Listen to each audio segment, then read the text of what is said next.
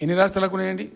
బెంగాల్ కలకత్తా ఉంది, మహారాష్ట్రకి ముంబై ఉంది, మనకు హైదరాబాద్ ఉంది, కర్ణాటకకు బెంగళూరు ఉంది, తమిళనాడుకు మద్రాసు ఉంది, ఢిల్లీ కోర్స్ ఢిల్లీ.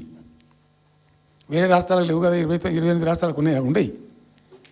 సో ఇంత మహానగరం నిర్మితమైంది. ఈ నగరం యొక్క భవిష్యత్తును దృష్టిలో పెట్టుకొని పెట్టిందే ఫార్మా సిటీ. ఈ సిటీ మొత్తం గబ్బులు వేసిపోవాలి ఇక్కడ దాంతో. నువ్వు తీసుకుపోయాలి ఫ్యూచర్ సిటీ, తోక సిటీ ఏందన్నట్టు ఇది. అన్ని దిక్కుమాలిన పాలసీలు, రియల్ ఎస్టేట్ బ్రోకర్ దందా తప్పితే ఇంకోటి లేదు. అన్నీ అవే కనబడతాయి మనకు. మీరు పరిశీలనగా చూస్తే, పూర్తిగా చూస్తే అసలు చాలా గందరగోళం. గురుకుల పాఠశాల విద్యార్థులు చచ్చిపోతారండి.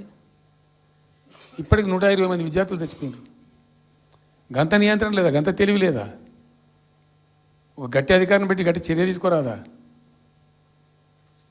ఏందో చేస్తాము నీ ఫ్యూచర్ సిటీ, తోక సిటీ ఈ పోరగాళ్ళని చేస్తారు.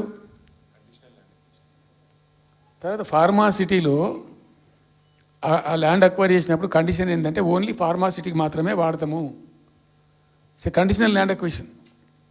హైకోర్టులో కేసు ఉంది. హైకోర్టులో ఈ ప్రభుత్వం ఏం చెప్తుంది? లేదు ఫార్మా సిటీ ఉంటుంది. మళ్ళీ ఆడ 3,000 ఎకరాల్లో వాడేవాడు అంబానా, సల్మాన్ ఖాన్ ఎవడో వంతారను బొంతారను పెడతారు. ఈ జూ పార్క్ కొంచెం ఆడబెడతారట.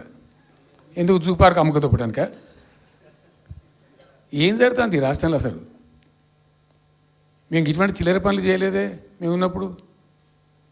ఇంత దుర్మార్గమైన కార్యక్రమాలు చేయలేదే. ఇది ఎక్కడ దిక్కుమాలిన దందా? ఏం జరుగుతుంది అసలు? ఏం చేయదలుచుకున్నారు ఈ రాష్ట్రాన్ని? ఇదేం పోతున్నా